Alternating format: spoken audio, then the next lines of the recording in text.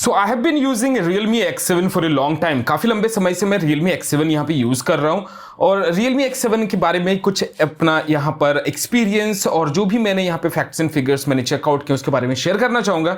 इस फोन में जैसे कि करियर एग्रीगेशन मिलता है या नहीं मिलता है, चिपसेट यहाँ पर जो MediaTek 800U डायमेंसिटी का है ये कैसा परफॉर्म करता है, इन सारी चीज़ों के बारे में तो बात करूंगा कि इस वीडियो को लास्ट तक देखिएगा। और साथ ही साथ यहाँ पर Realme UI 2.0 के बारे में भी बात करेंगे, जहां पर अर्ली एक्सेस के बारे में भी आपको बताएंगे कि आप कैसे अप्लाई कर सकते हैं। तो फटाफट अगर आप हमारे चैनल पर नए हैं तो पहले वीडियो को लाइक कर दीजिए, शेयर कर दीजिए अगर वीडियो पसंद आता है तो, और सब्सक्राइब करके ऑल नोटिफिकेशंस पे क्लिक करना ना भूलें। तो चलिए शुरुआत करते हैं Realme X7 5G को लेकर के।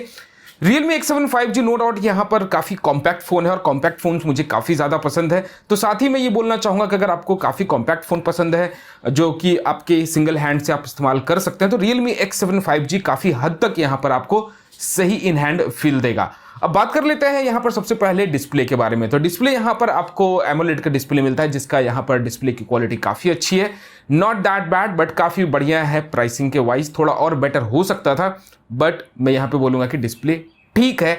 अब बात कर लेते हैं यहाँ पर जो मेजॉरिटी ऑफ लोगों का जो यूसेज होता है वो होता है साथ में गेमिंग का। तो मैंने यहाँ कॉल ऑफ ड्यूटी खेला मीडियम और हाई फ्रेम्स पे।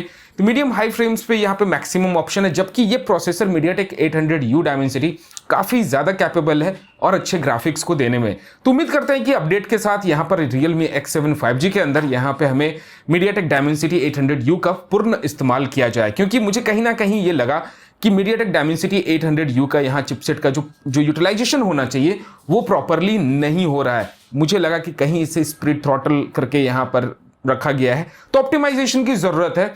यहाँ ये प्रोसेसर काफ़ी ज़्यादा कैपेबल है, काफ़ी अच्छा परफॉर्मेंस दे सकता है। I think one of the best performances in this segment, और इसके लिए Realme को यहाँ पर Realme UI पर अच्छा खासा यहाँ ऑप्टिमाइजेशन ला के देना होगा और प्रोसेसर का फुल यूटिलाइजेशन करूंगा। ओवरऑल गेमिंग का एक्सपीरियंस ठीक है। PUBG तो अभी तक आया नहीं है, 10 जून को आने वाला है, तो उससे पता चलेगा कि PUBG के साथ ये कौन से ग्राफिक्स पे चलता है। लेकिन फिलहाल के लिए यहाँ पर कॉल ऑफ ड्यूटी मैंने ट्राई किया, जो कि मीडियम और हाई फ्रेम्स में मैक्सिमम आप खेल पाएंगे, 60 फ्रेम पर सेकेंड जो मैंने यहाँ पर नोटिस किया। अब आते हैं यहाँ कैमरा पे। तो कैमरा लवर्स के लिए मैं बता दूं कि कैमरा इसका कुछ बहुत ज़्यादा खास नहीं मिलता है।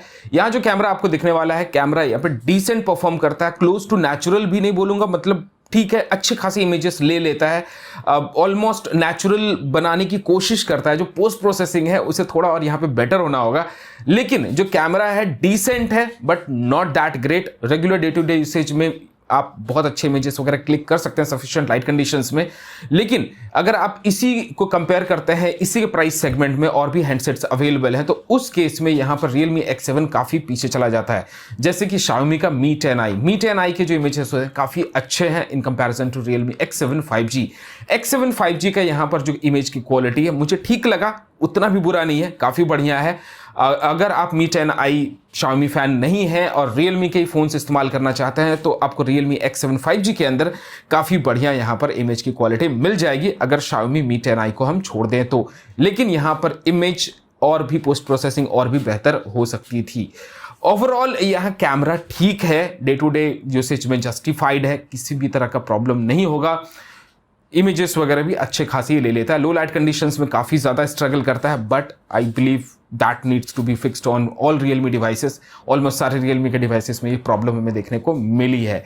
बैटरी की अगर मैं बात करूं तो बैटरी यहाँ पर मैंने मीडियम टू हाई यूसेज पे अगर मैं इस्तेमाल करूं तो फिर मेरे को 1 डे से थोड़ा ज़्यादा मुझे बैटरी बैकअप मिलता है। टेक्निकली अगर मैं बोलूँगा तो 1 दिन की बैटरी बैकअप मिल जाती है, उससे ज़्यादा बैटरी बैकअप आपको यहाँ पर नहीं मिलेगा। But thanks to the charger, 65 watt charger, but 50 watt ही चार्जिंग सपोर्ट करता है, तो काफ़ी जल्दी आप अपने फ़ोन को चार्ज भी कर पाएंगे अगर बैटरी डाउन होता है। तो मुझे ये चीज़ बहुत अच्छा लगता है Realme का, कि Realme के जो चार्जर्स हैं, सुपर डार्ट चार्जर्स या फिर वुक चार्जर्स जो भी है, हर एक ओप्पो वीवो के अंदर ही ब्रांड के अंदर आते हैं, तो इन शॉर्ट जो चार्जिंग है वो काफ़ी ज़बरदस्त है। Realme UI के बारे में अगर हम बात करें सॉफ्टवेयर के बारे में, तो सॉफ्टवेयर यहाँ पर काफ़ी नीट एंड क्लीन है। हर बार की तरह Realme में आपको उतना कुछ एडवर्टीजमेंट्स वगैरह देखने को नहीं मिलते हैं, तो Realme UI में उतना कुछ खास ज़्यादा एडवर्टीजमेंट्स नहीं है। हाँ, कुछ ब्राउजर नोटिफिकेशंस वगैरह आपको देखने को मिलते हैं, लेकिन आप उसे भी यहाँ पर बंद कर पाएंगे ऑप्शंस सेटिंग्स वगैरह में जाकर के आप उसे आराम से बंद कर सकते हैं। लेकिन यहां पर बोलूंगा कि Realme UI काफी ज्यादा नीट एंड क्लीन है, हैंडी है, यूजफुल है। लेकिन हाँ, कुछ कुछ चीजें इसमें ऐड होनी जरूरी है, जैसे कि अगर हम बात करें ऑलवेज ऑन डिस्प्ले के अंदर कस्टमाइजेशंस और भी ज्यादा होना चाहिए। आई थिंक Realme अगर कुछ भी कस्टमाइजेशंस में अगर यहाँ दे रहा है जैसे कि थीम्स वगैरह, तो ये अपने ही फोन के लिए दे रहा है। एटलीस्ट इन्हें यहाँ पर ये थीम्स अब फ्री करना चाहिए, Xiaomi की तरह, रेडमी की तरह। रेडमी के फोन्स में आप देखिए कस्टमाइजेशंस के लिए कितने सारे ऑप्शंस रहते हैं। अगर आप कस्टमाइज करते हैं तो पूरा का पूरा नोटिफिकेशन पैनल, सेटिंग सब कुछ बदल जाता है। लेकिन Realme के जो थीम्स है वो बहुत ही मिनिमल चेंजेस करते हैं, जो कि मुझे पसंद नहीं है। टेक्निकली मुझे यहाँ पे कस्टमाइजेशंस ज्यादा अच्छे लगते हैं। उम्मीद करते हैं कि यहाँ पर Realme इसके ऊपर फिक्स करके थीम स्टोर को और बेहतर बनाए, और एटलीस्ट जितने भी Realme यूजर्स हैं उनके लिए तो फ्री ऑफ कॉस्ट होना चाहिए थीम्स, क्योंकि उसके लिए पैसा आज के समय में कौन देता है। आप पैसा देकर के Realme के थीम्स को खरीदते हैं? कमेंट करके जरूर बताइएगा। अब बात कर लेते हैं Realme UI 2.0 के ऊपर, जो सबसे ज्यादा मोस्ट अवेटेड चीज है। उसके पहले बात कर लेते हैं करियर एग्रीगेशन के बारे में, भूल गया था मैं। तो करियर एग्रीगेशन के बारे में बता दूं कि Realme में एक अपडेट रिसेंटली आया है A.17, और उसके बाद Realme X7 5G में करियर एग्रीगेशन ऐड ऑन कर दिया गया है। जी हाँ, thanks to Realme for this. तो Realme X7 5G के अंदर A.17 वाला जो लास्ट अपडेट है, उसके बाद यहाँ पे करियर एग्रीगेशन उसके अंदर ऐड कर दिया गया है। तो एक अच्छी चीज है, और आई रियली अप्रिशिएट कि यहाँ पर Realme ने काफी अच्छा काम किया है करियर एग्रीगेशन देकर के। अब बात कर लेते हैं Realme UI 2.0 Realme X7 5G के लिए। तो जी हाँ, अर्ली एक्सेस प्रोग्राम यहाँ Realme X7 5G के लिए शुरू हो चुका है। तो आप लोग शायद ये वीडियो बनते बनते शायद स्लॉट्स भर जाएं, या फिर जब तक आप देखेंगे शायद स्लॉट्स भर चुके होंगे। कोई भी रीजंस हो सकते हैं। अगर नहीं भरे हैं तो भी मैं आपको प्रोसेस बता देता हूं कि एग्जैक्टली आपको कैसे यहाँ पर अर्ली एक्सेस के लिए Realme UI 2.0 के लिए अप्लाई करना है। तो इसके लिए आपको अपने सेटिंग्स में जाना है। Realme X7 5G के सेटिंग्स में जाइए। वहाँ पर सॉफ्टवेयर के ऊपर में जो सेटिंग्स का जो आइकन होता है, वहाँ पर जब आप जाइएगा तो वहाँ आपको ट्रायल वर्जन दिखेगा। ट्रायल वर्जन वहाँ पे देखने के बाद आपको एक एक्नॉलेजमेंट आएगा कि क्या क्या चेंजेस हैं, क्या सारी चीज़ें, और आपको कुछ सेकंड्स वेट करने के बाद उसे एक्सेप्ट करना होगा, और आप जस्ट क्लिक ऑन अप्लाई कीजिएगा।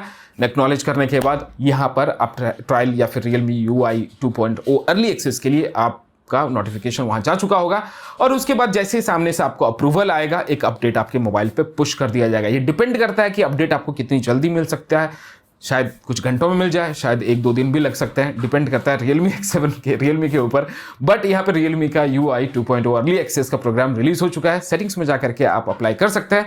मेक श्योर कि जब Realme UI 2.0 अर्ली एक्सेस के लिए आप अप्लाई कर रहे हैं तो मेंटली प्रिपेयर्ड रहिएगा कि आपके फोन का डेटा पूरा साफ हो जाएगा, आपके फोन में कुछ भी नहीं रहेगा, क्योंकि अपडेट होने के बाद ये कंप्लीट फोन को फॉर्मेट कर देगा। जी हाँ दोस्तों, आपका फोन कंप्लीटली यहाँ फॉर्मेट हो जाएगा और किसी भी तरह का इंफॉर्मेशन उसके अंदर नहीं रहेगा।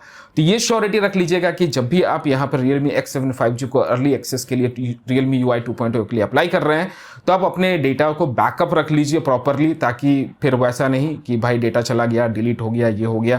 तो एक बैकअप लेकर के रख लीजिए। तो इससे क्या होगा कि आप बाद में उसी बैकअप को आप यहाँ पर रिस्टोर कर पाएंगे अपने Realme X7 5G के अंदर। ओवरऑल देखते हैं कि Realme X7 5G के अंदर Realme UI 2.0 में क्या क्या हमें नया देखने को मिलता है। मैं ऑलवेज ऑन डिस्प्ले के लिए काफी ज्यादा एक्साइटेड हूं कि उसके अंदर कस्टमाइजेशंस और भी ज्यादा मिलने चाहिए, क्योंकि वो एक ऐसी चीज है जो कि डिस्प्ले पे सबसे ज्यादा दिखती है। ओवरऑल आप Realme UI 2.0 अर्ली एक्सेस के लिए अप्लाई करने वाले हैं या नहीं, कमेंट सेक्शन में जरूर बताइएगा। और आप में से कितने लोगों को अर्ली एक्सेस मिल चुका है वो भी कमेंट सेक्शन में जरूर बताइएगा, क्योंकि तब तक वीडियो काफी टाइम हो चुका होगा इस वीडियो का जब आप देख रहे होंगे।